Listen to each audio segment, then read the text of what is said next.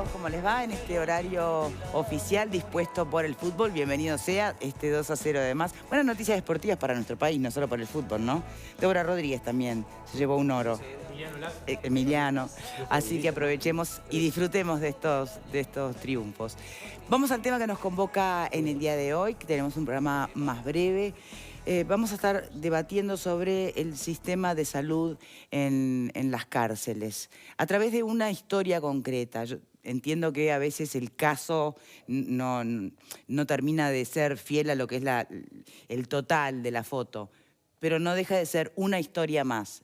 Y si además coincide o es similar al de muchas otras historias o casos, podría también darnos una generalidad. Estamos hablando de Carol, una mujer privada de libertad de 38 años, madre de 5 hijos.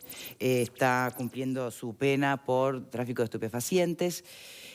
Ese es un dato. El otro dato es que Carol tiene un cáncer terminal y desde muchas ONGs, desde varios frentes y hasta del propio sistema de salud, la recomendación es que Carol termine sus días en prisión domiciliaria. Por supuesto que se pueden tener varias posturas ante un tema como este. No olvidemos que muchas personas privadas de libertad condenadas por delitos mucho más graves que están en prisión domiciliaria. Eso por un lado, ¿no? Por otro lado, ¿es la única persona que está enferma en el sistema carcelario? ¿Es la única persona que no está siendo atendida como debiera o donde no se dan las condiciones necesarias y en especial para su etapa más terminal? Nos están acompañando dos invitados para el día de hoy. Por un lado, Daniel Márquez, que es médico, que integra la ONG Nada Crece a la Sombra. También integrante de esta ONG es Denise Legrand. Gracias a los dos por estar aquí con nosotros. Placer. Bien. Primero me gustaría decir que se pueda profundizar un poco más en el caso, en la historia de Carol. Yo sé que no es que se pretenda victimizarla ni ponerla en una situación de víctima. No, es una mujer que cometió un delito y está cumpliendo su pena de privación de libertad. Pero como todas las historias tienen un principio, tienen un presente, tienen una razón de ser, no es menor que se pueda analizar esta en detalle. Denise, ¿la conoces bien? Sí, Carol es una de las mujeres que participa en los talleres de Nada Crece a la Sombra. Nosotros nos enteramos de su situación de salud muy compleja. Carol cometió un delito, está pagando una pena. También entendemos que puede pagar una pena en su casa, con custodia, con las condiciones de una prisión domiciliaria. Eso es bien importante en esto que vos planteabas. No se está pidiendo el cese de la pena, sino un cambio de medida. Carol tiene 38 años, un cáncer de mama que ya tomó su columna, tiene metástasis ósea y metástasis hepática, tiene muchos dolores todos los días.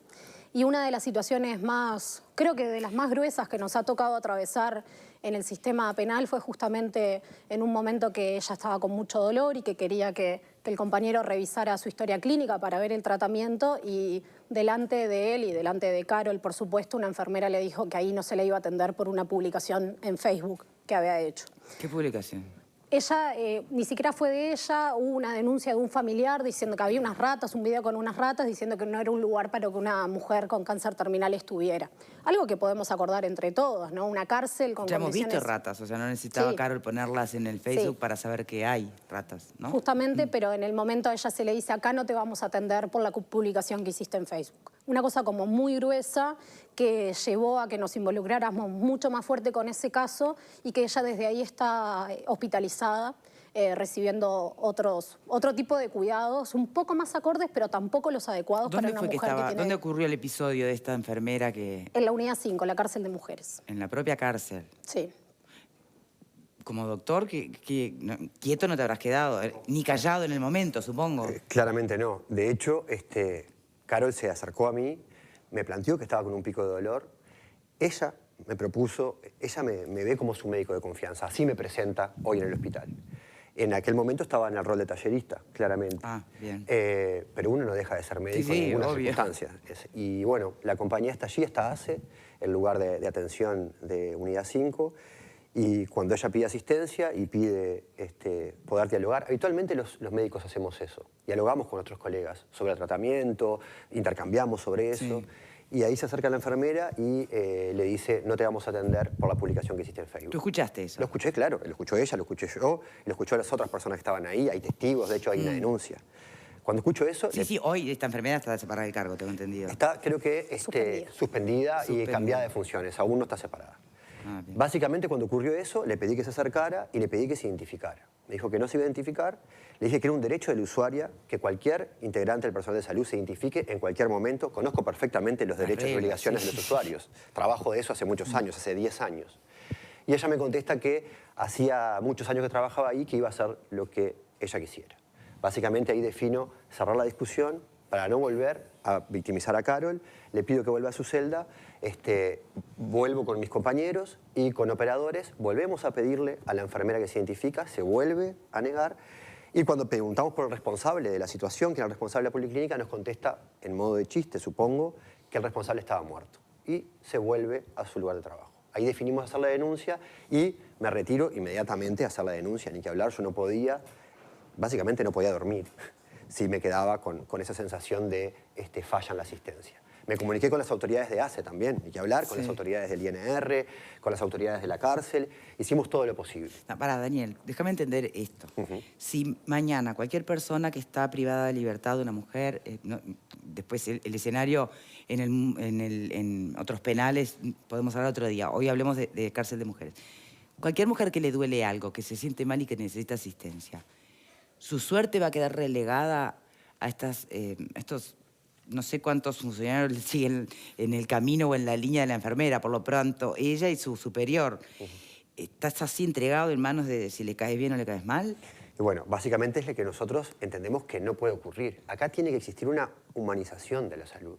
¿Hubo más cuentos de casos como ese? ¿O justo fue Carol que le tocó estar en el mal día de la enfermera y el mal día del responsable? Creo que en lo habitual lo que nos ocurre es que requerimos una humanización de la práctica de la salud, de la medicina, pero también del resto del equipo. Eso es sumamente importante. Las poblaciones vulneradas, y estas de las poblaciones más vulneradas, requiere un abordaje más desde la empatía.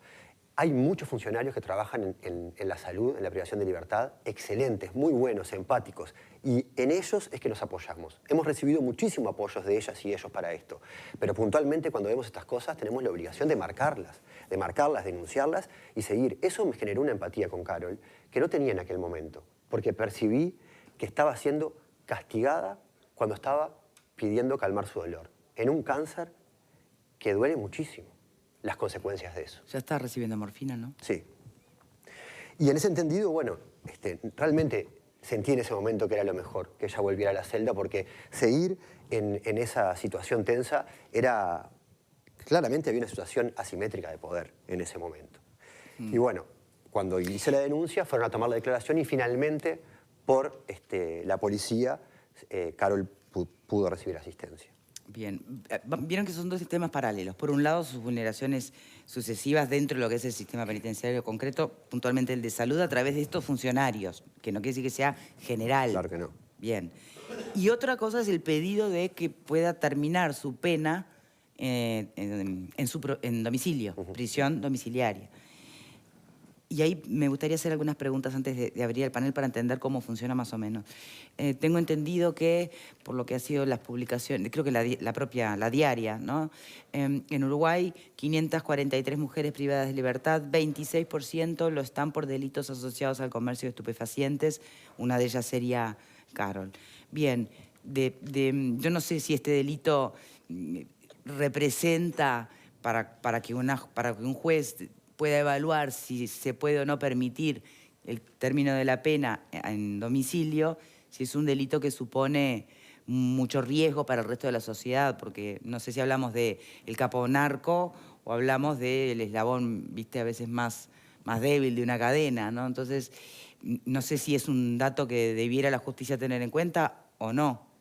Sí, Carol es una de las mujeres que está procesada por tráfico de estupefacientes. Cuando pensamos en las mujeres que están procesadas por este delito, no son, sacando un caso particular que es de público conocimiento, no son las líderes de las bandas. La cantidad de sustancia por la cual es privada de libertad Carol en el allanamiento, sin ir más lejos, encuentran 5.800 pesos, 3 celulares y sustancia vegetal, o sea, marihuana. no representa un riesgo para la sociedad, incluso cuando se le aplica dentro del sistema, se aplica un sistema, el OASIS, que se llama un sistema que mide el riesgo de reincidencia. Carol tiene riesgo de bajo a nulo y de hecho en un momento del cuestionario se pregunta, ¿cree usted que va a volver a delinquir? Dice que no, y cuando le preguntan por qué, porque me estoy muriendo. Y eso es la situación. Hay una mujer que se está muriendo con su salud siendo vulnerada en todas las etapas, para calmar su dolor, hasta todo lo que significa ahora estar engrilletada en un hospital, no solamente lo que significa para el dolor corporal de alguien que está engrilletado teniendo una metástasis ósea, sino además el estigma que significa. ¿Ella ahora está en el hospital? Está en el hospital, está engrilletada. Pero va a tener alta en algún momento y ahí es donde se espera que se pueda ir a su casa. Sí, ella en realidad no tiene indicación de estar hospitalizada tampoco. La cuestión es que en qué es peor, y es peor que esté en la cárcel a que esté en el hospital, pero tampoco es el hospital el lugar para estar, menos engrilletada, con todo el estigma que significa eso, y menos sin poder ver a sus hijos. Su hijo más pequeño tiene 4 años. Sería bien importante que pudiera aprovechar el tiempo para recordar a su madre y recordarla de otra manera. Bien. ¿Qué opina el panel sobre este asunto? ¿Es un derecho que el sentido común, que la humanidad o que hasta un principio de justicia debiera otorgarle a Carol? ¿No?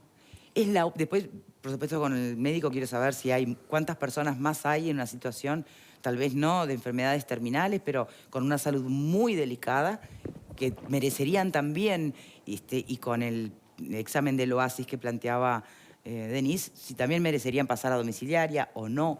¿Qué piensan ustedes? ¿Qué pensás? Lo primero que me surgió cuando los compañeros aquí hicieron pública esta situación fue una sensación de injusticia, ¿no? No tengo la explicación de saber por qué estas cosas suceden, pero sí tengo la impotencia que me genera. Todos lo vimos a un señor Gabazo en una casa prestada por un amigo, reivindicando la tortura, regodeándose en los documentos que obtuvo de personas que ya no están. Y la verdad es que no puedo quitarme esa imagen cada vez que tratamos este caso. No puedo llegar a comprender qué nos pasa, qué es lo que operativamente no funciona. Tal vez ellos tengan más explicaciones que yo, pero sigo creyendo que hay una justicia para algunos y hay una injusticia total para otros que es terrible, ¿no? No solamente eso, sino que en este caso además se está apartando groseramente, este caso implica apartarse groseramente de lo que establece el artículo 26 de la Constitución, que dice que la cárcel en ningún momento y en ningún caso tiene que ser un lugar para mortificación de los detenidos. Y si hay una situación de mortificación en el sentido más estricto de la palabra, es el caso que ellos nos están relatando. Si hay un lugar donde aplica el concepto de que las cárceles no tienen que servir para la mortificación y que esta situación debe cesar de inmediato, o sea, en este momento, una vez que la opinión pública toma conocimiento de esto, de la mortificación a la que se somete a una detenida, en este momento inmediatamente debería cesar la situación. En un Estado democrático, el derecho penal se basa sobre todo en un sentido humanista. O sea, las penas nunca son una venganza, nunca son para mortificar, son en algunos casos para, digamos, obviamente, es la forma que la sociedad establece una pena a quien se aparte del ordenamiento jurídico y también un mecanismo para buscar la rehabilitación. En este caso, el delito, y seguramente debe ser primaria también la persona detenida, en este caso no, hay un apartamiento total de ese concepto que tiene que, digamos, regir el derecho penal en una sociedad democrática. En las dictaduras totalitarias, obviamente la cárcel es un lugar donde se depositan personas que no han cometido ningún delito y simplemente porque son adversas o por sus ideas. Pero en un Estado democrático esta situación es inadmisible, es una vergüenza que esto en este momento esté pasando y yo hago votos para que en pocos minutos esta situación cese. Y si no cesa, quienes la permiten están violando la Constitución y están violando los derechos humanos de una mujer indefensa. Bien, ¿alguien más? Vir. De verdad que... Perdón, Sí, dame un segundito. dale. Pepe. Sí. No, que yo coincido con lo que planteaba Vero. El relato realmente deja sin palabras porque la situación de una persona que está atravesando por una situación tan compleja de salud y que esté siendo vulnerada en todos sus derechos, porque ya solamente el relato de ese trato, que por más que sea excepcional, porque entiendo que hay funcionarios que dejan el cuerpo y el alma ahí para trabajar, pero que exista un funcionario que tenga una actitud de ese tipo para con una persona, ya no ni siquiera privada de libertad, hablamos de un funcionario que trabaja en la salud y que esa sea su respuesta hacia una persona que está atravesando un problema y que necesita asistencia, la verdad que es tremendo.